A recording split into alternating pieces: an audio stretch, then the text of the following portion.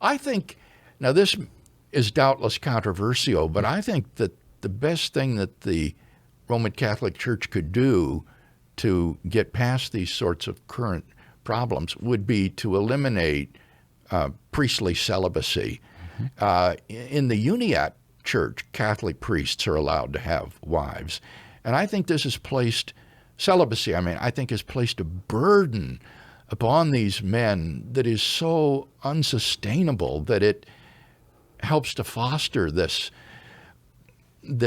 terrible undercurrent of sexual abuse and scandal and cover-up. I think one of the strengths of the evangelical Protestant church is our married pastors. A pastor and his wife are the models for people in the church and for the Christian family. And wow, if that were to happen in the Catholic Church, it would revitalize it, I think. Well, certainly, priestly celibacy is a discipline, not a doctrine, and so it's open to changing. And I myself attend an Eastern Catholic church here in Roswell, Epiphany of Our Lord. It's lovely. And as you say, priests prior to ordination can be married. But I would disagree that priestly celibacy is the primary factor that would lead a priest to abuse another person. Certainly, what do we do with our Lord's words, who says if you can accept being a eunuch for the kingdom, then you should, and it wasn't too much of a burden for Paul, presumably. Right. So there has to be... Or Jesus himself. Do you not see there being any role for... Well, I would see it as voluntary rather than required. But isn't it voluntary if one chooses to be a priest? Oh, but, you can't be a priest...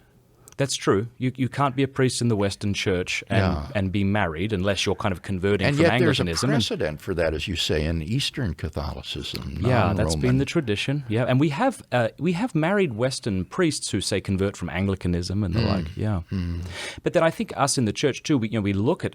We hear the argument, and this might not be the argument you're making, but some people might say, well, if only you would allow married priests, then, my goodness, you guys would explode in your numbers and you'd have a lot more priests. But we look at the Anglican Church. That didn't happen there. But that might be for other reasons. Well, that's a fair counter-argument, I think. That's a good point. In the United States, the poor Episcopal Church has just been in collapse. So... yes, well, this shows the importance of having not only these practical matters, but also right doctrine.